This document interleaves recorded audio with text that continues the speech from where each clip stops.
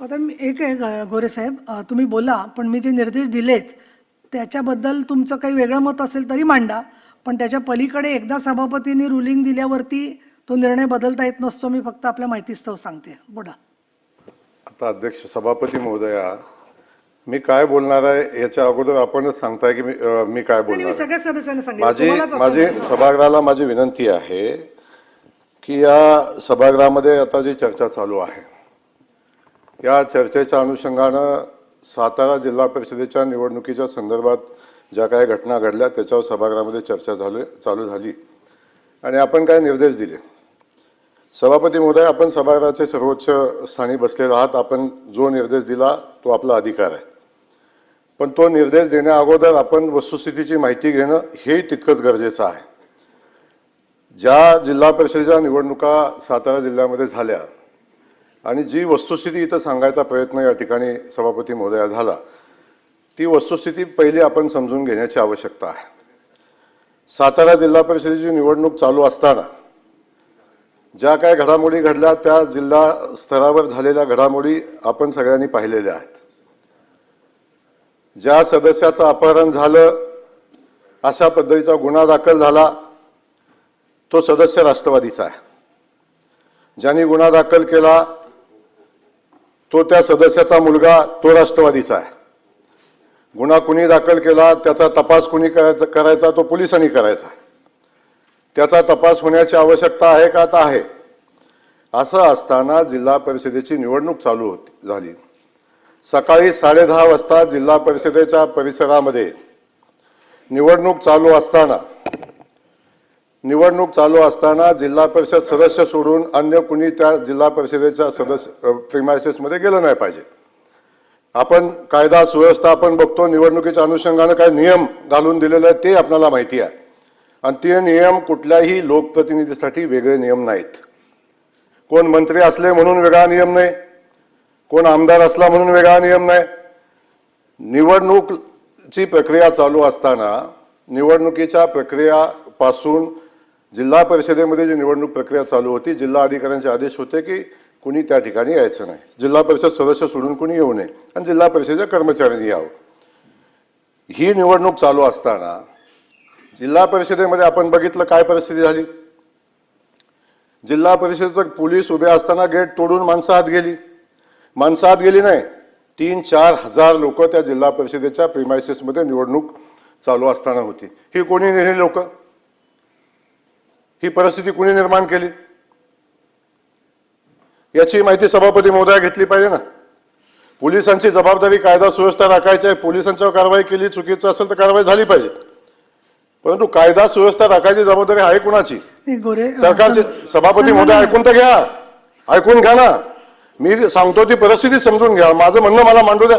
बाकी तुम्ही जे निर्देश दिलेले आहेत तुम्ही सभागृहामध्ये ऐकून घेताय. माझाही मुद्दा, आमचंही म्हणणं ऐकून घेतलं पाहिजे ना. मी एक मिनिट, मी एवढं स्पष्टीकरण आपल्याला सांगते एवढ्यासाठी की कसं झालं, मग त्याच्यात आधी कोण गेलं, नंतर कोण गेलं, याच्यापेक्षा ज्या प्रकाराने आपले मतदारांना सभागृहामध्ये पोलिसांनी उचलून नेलं, अटक केली, त्याबद्दलची त्यांनी जी वस्तुस्थिती सांगितली ती तशी नाही आहे असं तुमचं म्हणणं असेल तर चौकशीत पुढे होईल. हो, मी तुमचंही खरं म्हणते ना, मी नाही म्हणत नाहीये, पण त्याचा संपूर्ण आधीचा समग्र हे याच्याशी काही संबंध नाही. नाही, त्यांनी माणसं आणली का नाही, हा आपण म्हणणं म्हणजे त्या मुद्द्यापुरतं बोलतोय. मग त्या ऐकून घ्यायला लागेल, पण त्या सभागृहात पोलीस गेले की नाही तेवढंच तुम्ही सांगा ना मला. मी असं म्हणत नाही, तुम्ही बोलू नका. हा सांगतोय तुम्ही वस्तुस्थितीच्या आधारे ज्या सदस्य महोदयांनी सांगितलं त्या माहितीच्या आधारे आपण कारवाई करताय. तीच वस्तुस्थिती मी पण सांगतोय.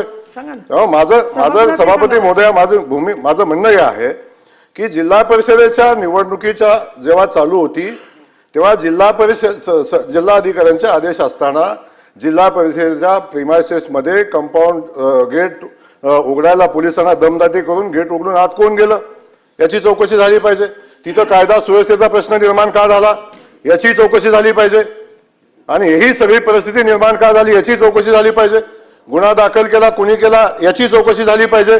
आणि जर पोलिसांना तपास करायचा होता, जर पोलिसांनी तपास केला असता मतदानही झालं असतं. पोलिसांना तपास करून द्यायची जबाबदारी कुणाची होती? जर ज्यांच्यावर गुन्हा दाखल झाला त्याला तुम्ही प्रोटेक्शन देऊन हातात धरून तुम्ही सभागृहात घेऊन जात असाल तर सभापती महोदय हे कुठल्या कायद्यात बसतं? कोर्ट ठरवेल कोण आरोपी आहे, चुकीचा आहे, खरा आहे, खरं आहे, खोटं आहे, हे कोर्ट ठरवेल. कोर्टाने निर्देश दिल्यानंतर त्याच्यावर कारवाई होईल. परंतु ज्यांच्यावर गुन्हा दाखल झाला ते आरोपी आहेत का नाही आपण कसं ठरवतो? आणि त्या आरोपींना प्रोटेक्शन देण्याची जबाबदारी असं कसं काय आपण घेऊ शकता?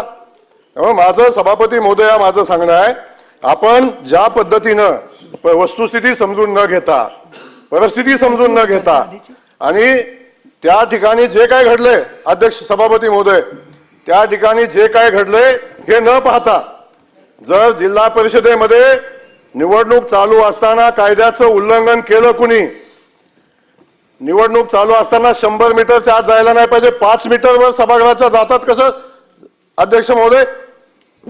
या सगळ्या गोष्टीची चौकशी झाली पाहिजे, याही गोष्टीची माहिती घेतली पाहिजे. आणि आपण कायदा सुव्यवस्था पाळायची जबाबदारी आहे कुणाची? आणि आपण मंत्री म्हणून काम करत असताना त्या जिल्हा परिषदेच्या परिसरामध्ये असलेल्या पोलिसांना शिवीगाळ करण्याचा अधिकार दिला कुणी?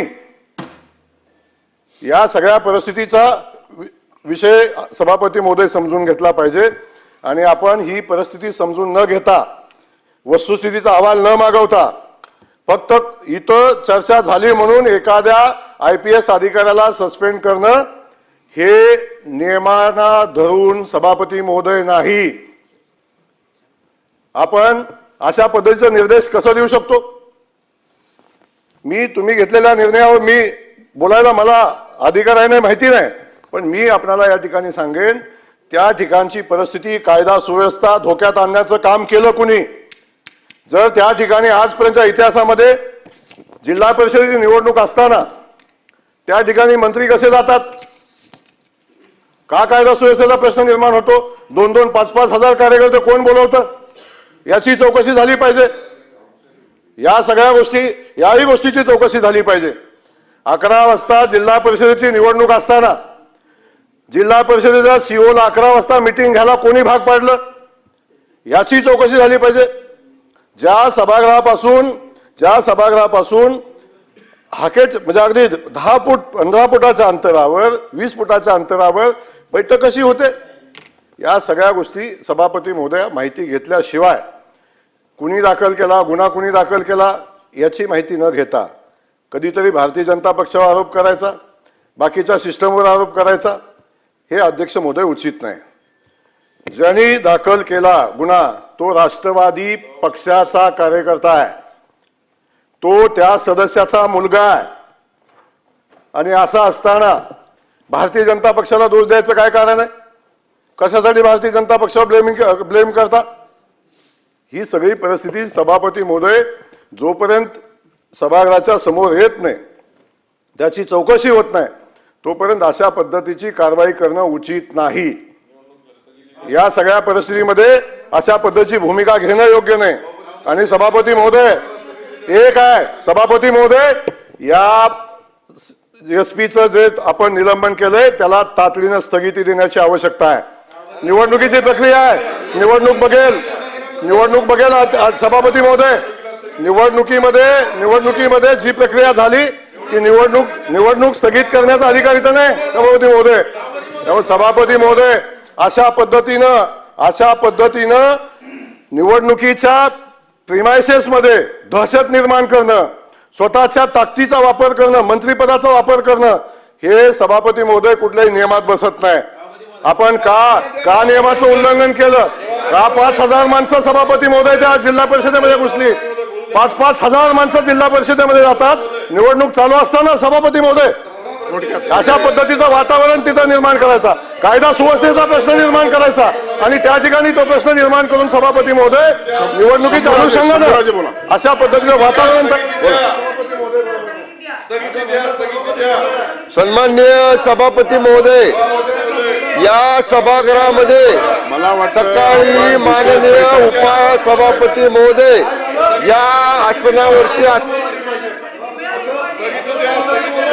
अशा पद्धतीची कारवाई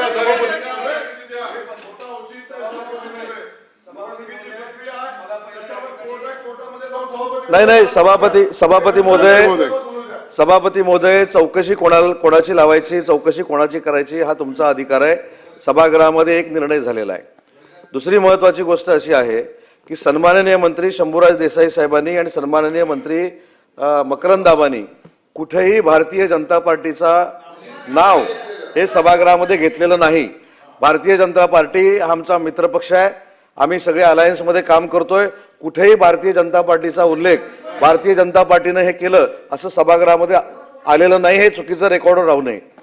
सन्माननीय मंत्री महोदयांनी एवढंच सांगितलं, पोलिसांच्या बद्दल सांगितलं. मला वाटतं सभापती महोदय एक सेकंड फक्त सांगतो. चौकशी कोणाच्या मार्फत करायची निर्णय झालेला आहे, त्याची अंमलबजावणी सरकार करेल, परंतु चुकीचं रेकॉर्डवर राहू नये. भारतीय जनता पार्टीचा उल्लेख कुठच्याही सन्माननीय सदस्यांनी केलेला नाही. आणि दुसरा ह्याच्यातला महत्वाचा मुद्दा असा आहे, जर आम्ही भारतरत्न डॉक्टर बाबासाहेब आंबेडकरांची घटना पाळतो किंवा सांभाळतो किंवा त्याची अंमलबजावणी करतो, तर त्याच्यातला अजून एक महत्वाचा मुद्दा आहे की 2 सदस्यांना जे निवडणुकीपासून मतदानापासून वंचित ठेवलं त्याचं काय, आणि त्याचा निर्णय झालेला आहे. आणि म्हणून भारतीय जनता पार्टीचा कुठचाही उल्लेख या सभागृहामध्ये झालेला नाही, हे मला आवर्जून या ठिकाणी सांगायचं आहे. मला वाटतं आपण जरा बसा. नाही, आपण मंत्री महोदयांना सांगितलं बोलायला, त्याच्यानंतर आपण त्यांना देतो. आता मी बोलतोय. या आज जे विशेष बैठक बोलवली होती त्या अन्वये नियम 97 अन्वये चर्चा होणं अपेक्षित होतं. तथापि जी काही काल परवा घटना घडल्या त्याचं प्रतिबिंब नाही तर आपण मी आपल्यालाच बोलायला दिलं होतं, परंतु आपण माननीय उद्योगमंत्री महोदयांकडे हात केला आणि म्हणून आपण त्यांना बोलायला दिलं. मी आपल्यालाच बोलायला दिलं होतं. आपण जरा बसा मंत्री महोदय, आपण बसा. मी आपला प्रकार आपल्या संदर्भामध्ये मी सगळं ऐकलेलं आहे. मी ऐकलं आपलं सगळं. 2 मिनिटात संपवा. मला फक्त आपल्याला हात जोडून सभापती महोदय विनंती करायची आहे. सभापती महोदय, आपण थोडं गांभीर्यानं मी जे आपल्याला सबमिशन करतोय ते फक्त ऐकून घ्या. आम्ही मंत्री वगैरे नंतर आहोत, आम्ही एक मानव आहोत आणि आमच्या सगळ्यांचं या सभागृहातल्या हक्काचं रक्षण करण्याची कस्टोडियन म्हणून ह्या चेअरची जबाबदारी आहे. मगाशी आपण येण्यापूर्वी माननीय उपसभापती महोदया या आपल्या आसनावरती होत्या आणि जेव्हा सन्माननीय सदस्य हेमंत पाटील साहेब, सन्माननीय सदस्य विक्रम काळे साहेब, ह्या सन्माननीय सदस्यांनी जेव्हा तो 20 तारखेचा उल्लेख आणि त्यांनी काय सांगितलं, मंत्री जखमी झाले, आम्ही बातम्यांमध्ये पाहिलं, वर्तमानपत्रात वाचलं. मग त्या संदर्भात माननीय उपसभापती महोदय म्हटले की मंत्री हजर आहेत, तर तुम्ही खोलास म्हणजे वस्तुस्थिती मांडा. सभापती महोदय मला सांगा, आता मी कुणी काय बोललं त्याचा संदर्भ देणार नाही, पण त्या ठिकाणी मी पक्षाचा उपनेता आहे. जिल्हा परिषद सदस्यांना व्हीप बजवायचा अधिकार पक्षानं प्रतोद या नात्यानं मला दिलेला आहे. त्यामुळं ज्या जिल्हा परिषद सदस्यांना आमच्या पक्षाच्या व्हीप बजवायचा होता, मला वकिलाला सुद्धा घेऊ दिलं नाही जवळ. मी विनंती करत होतो, व्हीप बजवायचा आहे, कायदेशीर प्रक्रिया आहे, वकिलाला बरोबर घ्या. मला सांगितलं तुम्ही एकटे जावा. मी एकटा ते व्हीप आमच्या सगळ्या सदस्यांच्या घेऊन, म्हणजे मी का तिथं गेलो तर मला नियमानं पक्षानं अधिकार व्हीप म्हणून, मुख्य प्रतोद म्हणून त्याला व्हीप बजवायचा अधिकार दिला होता. त्या कामासाठी गेलो नंबर 1. आणि सन्मान्य अध्यक्ष सभापती महोदय, या सभागृहामध्ये सदस्य बोलतात ते खरं, मंत्री बोलतात ते खरं, हे बघा ना सभापती महोदय, सगळ्या अंगावर रक्त पडलं. तो जे सन्मान्य सदस्य संदीप मांडवे आहेत त्यांच्या शर्टावर रक्त पडलं. ठीक आहे ना, तुम्हाला सदस्यांना ताब्यात घ्यायचं होतं ना, खाली गेटवर घेऊ शकला असता ना, किंवा नाही मतदान करून घेऊ शकला असता. विस्तृत चर्चा झालेली आपण नाही, ऐका ना सभापती महोदय, मला साहेब सांगा, मंत्र्याला मारहाण झालेली या सभागृहात कधी झालंय का प्रकार? मंत्र्याला धक्काबुक्की झालेलं कधी या सभागृहानं ऐकलंय का? सगळं रेकॉर्ड काढून बघा. हे सभागृह निर्माण झाल्यापासून एवढं होऊन सुद्धा आम्हाला बोलायला सुद्धा तुम्ही देणार नाही, आमचं ऐकून पण घेणार नाही. 37 मिनिटं झालं याच एका घटनेवरती चर्चा सुरू नाही आपण सांगा, नाही नाही नाही एक मिनिट आम्हाला सांगा, तुम्ही बोलू नका, आम्ही तुम्हाला आपल्याला बोलायला नाही द्यायचं आहे. आम्ही तुम्हाला नतमस्तक होतो आणि घरी निघून जातो. मी एवढं सुद्धा जर तुम्ही बोलायला अडचणच नाही, परंतु 37 मिनिट झालं एकाच विषयावरती चर्चा सुरू आहे. आपला जो अध्यक्ष- विशेष बैठकीमध्ये निर्णय ठरला होता त्याच्या आपण बोलत नाही. सभापती महोदय, या विशेष बैठकीचं नियमावली ठरली सगळं मान्य आहे, पण राज्याच्या इतिहासात, या विधिमंडळाच्या इतिहासात, राज्य सरकारच्या इतिहासात सरकारमधल्या मंत्र्याला सरकारचे पोलीस जर अशी मारहाण करत असतील, धक्काबुक्की करत असतील, इजा पोचवत असतील तर सन्मान्य अध्यक्ष महाराज बोलायचं पण नाही. आणि कुणाकडे न्याय मागायचा? आम्ही न्याय प्राध्यापक राम शिंदे साहेब, जे रामशास्त्री प्रभूने बाण्यानं, तुमचंही नाव राम आहे आणि रामशास्त्री प्रभूने साहेबांचं पण नाव राम होतं, आम्ही तुमच्याकडेच न्याय मागणार. आम्ही कुणाकडे न्याय मागायचा? शेवटी आमचे कस्टोडियन, आमचे सगळे करते करविता, आम्हाला न्याय देणारे, आमचा आधार, आम्हाला संरक्षण देणारे आपणच आहात. आणि म्हणून 2 मिनिटं फक्त माझं ऐकून घ्या. या संदर्भामध्ये शेवटी मी मगाशी सांगितलं आपण नव्हतात म्हणून आपल्याला आठवण करून देतो. साहेब 10 पोलीस आम्हाला दोघाला ओढत होते, 10 पोलीस, 4 ह्या दंडाला, 4 ह्या दंडाला, 4 कमरेला, 2 पायाला. अहो आरोपीला एखाद्या गुन्ह्यातल्या पकडत नाही असं पकडलं. हे सभापती महोदय, मी आपल्या चेअरचा आदर करतो. चेअरनं निर्णय दिला की त्या एसपीचं निलंबन करा, त्या 2 LCBच्या अधिकाऱ्यांचं निलंबन करा आणि या संपूर्ण प्रकरणाची निवृत्त न्यायाधीशामार्फत चौकशी करा, ही आमची मागणी आहे. निलंबनाचं तर त्यांनी जाहीर केलं, निवडणुकीच्या बाबतीत आपण बोला. पण सन्मान्य सभापती महोदय, जसं हे सभागृह आमदारांच्या हक्काचं रक्षण करतं, आमदारांवर असा प्रसंग झाला की हक्कभंग येतो, त्या आरोपीला पिंजऱ्यात उभं केलं जातं. सन्मान्य अध्यक्ष महोदय, मग मंत्र्यांनी जात कुणाकडे मागायची? आपण सभागृहामध्ये सांगता की मंत्र्यांना बोलता येत नाही, मंत्र्यांना सरकारची बाजू मांडा. आम्ही कुणाकडे मांडायचं? पहिले आम्ही आमदार आहे ना आणि मग मंत्री आहे. त्यामुळे माझी आपल्याला विनंती आहे, आपल्या अधिकारामध्ये जसं त्यांना निलंबित केलेलं आहे त्या न्यायालयीन चौकशीमध्ये त्या एसपीच्या इथून पाठीमागच्या सुद्धा सगळ्या कारकिर्दीची चौकशी करा. आंतरवाली सलाटीचा उल्लेख माननीय हेमंतदादांनी केला. साहेब एकनाथजी शिंदे साहेब त्यावेळी मुख्यमंत्री होते, साहेबांनी मला 2 वेळा तिथं जायला सांगितलं.